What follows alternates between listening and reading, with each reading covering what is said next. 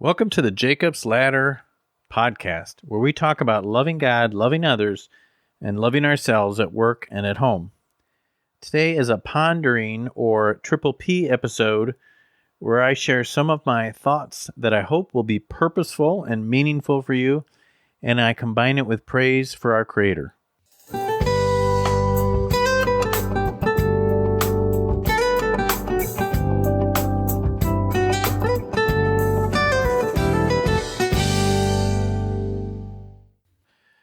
Hello, everybody, and welcome to episode 236, which is PPP episode 117. I would like to talk about the book Full Time by David Bahnsen with the subtitle Work and the Meaning of Life. For those of you who were listeners during the majority of this podcast until recently, where our focus was on faith and work, as I mentioned when we made the switch to Jacob's Ladder, I want to continue to incorporate that theme into this podcast as it relates to the larger theme for the podcast now, which is love God, love others, and love yourself at work and at home. This book is one of the best books I've read on the topic of faith and work. And I actually intended to interview David Bahnsen about it because I was contacted by the publisher, but I took way too long to actually read it. And by the time I did, there was no longer an opportunity to do an interview. But I was able to share it with a group at my church, and I thought I would share it with you just because I like this book so much. I highly recommend you get it if you have any interest in the topic of faith at work. So I'm just going to hit on some, bullet points, you might say, as I go through the presentation I shared with a group at church. And so initially, David makes the point that others have theorized, Arthur Brooks in particular, that there's 4 ingredients to a content and fulfilling adult life, or you could say a life of meaning or happiness. And those 4 ingredients are faith, family, friends, and work. And then he poses the question, how are we doing as a society in those 4 areas? And with I would say most of these arguments, these questions can be addressed for the larger society as a whole, as well as for the body of Christ or believers in particular. And unfortunately, a lot of these, the answer to a lot of these questions ends up being the same. But in terms of how we're doing, I think most people would agree we're not doing well. In terms of faith, by any measure, the church attendance is down. People who identify as being religious or having beliefs in a creator is down. You're all familiar with that. How about family? We would all agree with that as well. By probably any measure, the value that the larger society in particular places on family is down. The divorce rate is up. The age before young people marry is up by 8 years from a generation ago. The percentage of children who are raised by only one parent is up. How about the friendship or friends? We're not in a good place. We're in a much worse place in terms of friendship. In 1990, the answer to the question of how much of the population has 0 close friends, in other words, they answered no close friends to a survey question, was 3% in 1990. It has quadrupled to today, where the answer to that is now 12%. So about 1 in 10 say they have no close friends. And similarly, on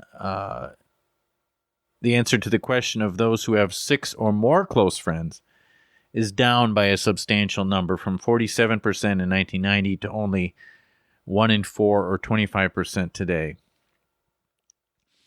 And then David goes on to say that despite the fact that we're not doing well in those first three categories, most people would agree that they are valuable and important, even if we're not living up to that belief.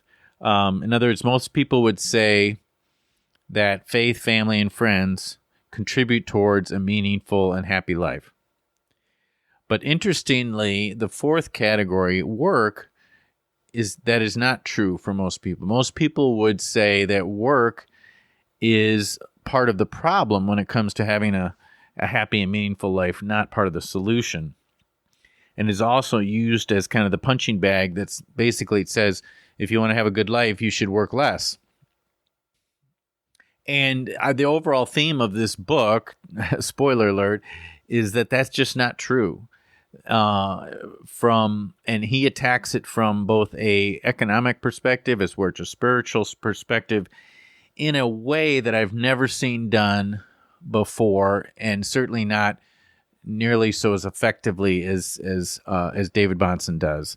And I just love his style. He just pulls no punches, and isn't afraid to offend, and says it like he feels it is, says it like he believes it with confidence. So that was certainly true in this book. So one of the early chapters he deals with has to do with the impact of work on economic growth. So kind of answering the question of, is work truly valuable? And there was a lot of interesting statistics on this, but he talks about labor participation rate as a good measure of the degree to which our society is working. And the definition of labor participation rate is those who are 16 or older, who either have a job or are looking for a job, divided by those, just the total amount of those who are 16 and older. And this has steadily gone up over time. In the 50s, it was 60%. In the 70s, it was 64%. In the 80s, it was 87%.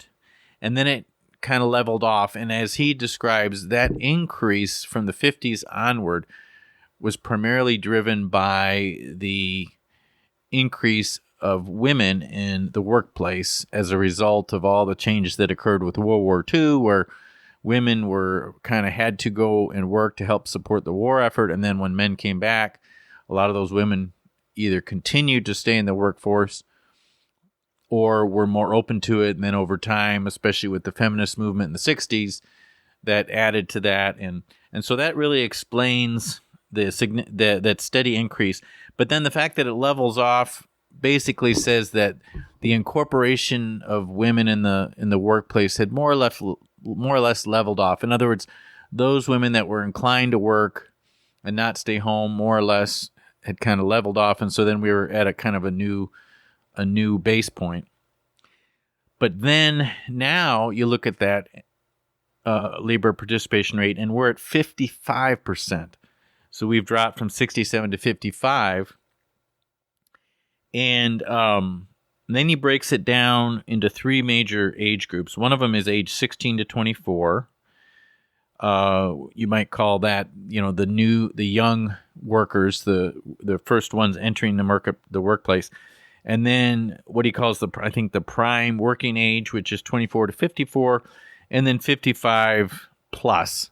So the group that is nearing retirement, but not quite there. Well, or you could just say nearing retirement or at a retirement age. So if you break that down that way, age 16 to 24, it went down from 68 to 55%, which is really significant. And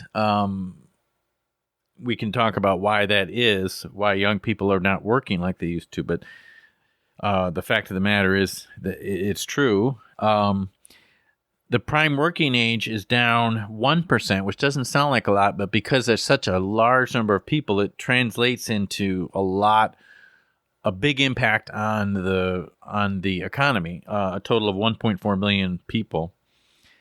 And then the comment he made about those that are 55 and older, one thing that's notable about them is that unlike the other two groups, bounced back to where they were before the pandemic. That's not true of the 55 and older. In other words, those that were 55 and older that got out of the workplace during the pandemic were inclined to not. In other words, I guess retire early as a result of whatever change in attitudes there were during the pandemic. You can talk about why the young people are not working as much. One of them is the fact that students are using their student loans for more than just tuition expenses. They're using them for other things. Almost, I guess you could say, as a substitute for working.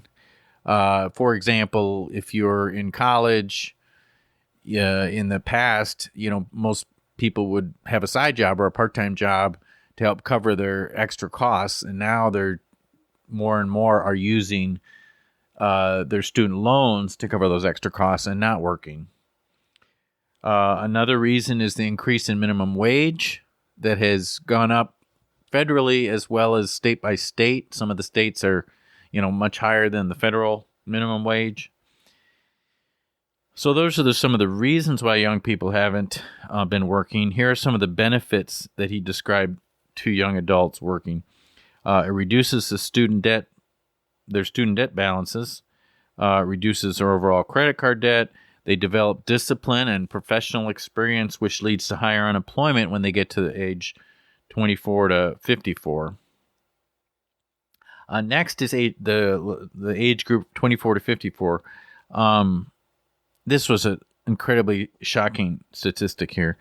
He said that from